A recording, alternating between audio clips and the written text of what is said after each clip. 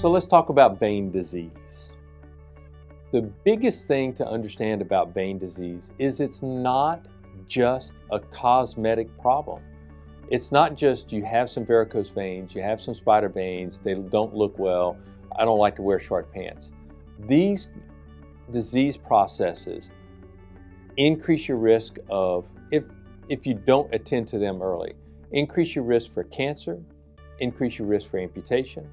They become even more debilitating because it makes it more difficult to walk. You can actually end up with an amputation because of venous disease.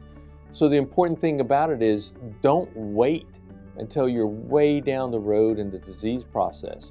When you have spider veins, when you have varicose veins, attend to them early so we can prevent all of the other major problems that occur down the road. Now, what are the major problems that occur down the road? It's kind of a rather progressive disease process. First, you see the little spider veins. Then you start having this heaviness in your legs, swelling, gets worse at night. Some people have restless legs, tightness in the legs.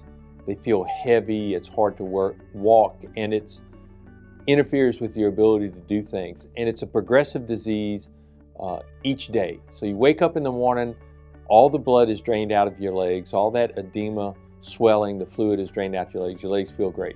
Then as the day goes on, the fluid builds up and you feel worse and worse. And it's just this everyday cycle. And that's the cycle that has to be broken. The next phase that happens, once you start having those symptoms, you begin getting skin damage. So the skin starts getting red, it becomes discolored.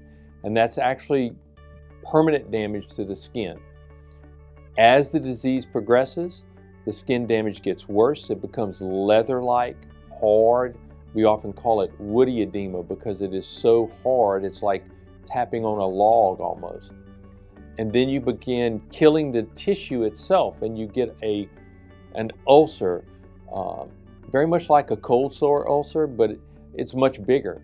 And then that can proceed to get infected, and then further down the road you can actually end up with an amputation.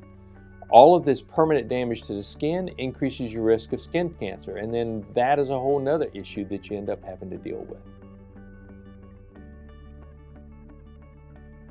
So how do you treat vein disease? Well, I like to talk about it in stages, because if you're successful with very basic things, I tell my patients, I don't want to do stuff to you I don't have to do. The less I have to do to you to get you relief and resolution of your disease process is all the better. So start off with raising your legs as much as you can, elevate them, walk to activate the muscles to pump the fluid out, and wear a compression hose. If that resolves your symptoms, you're good to go. If not, then the offending vessels, the vessels that are leaky, that don't work anymore, can be closed with very simple in-office procedure. Once they're closed, the deeper veins can take over, and that may very well resolve your symptoms. There's more invasive procedures after that, but most people with those two steps, those two processes rather, get complete resolution of symptoms. Now, you have to understand though, closing off the veins is not one single trip. It's generally multiple trips to the office, closing multiple veins until you finally get resolution of the symptoms.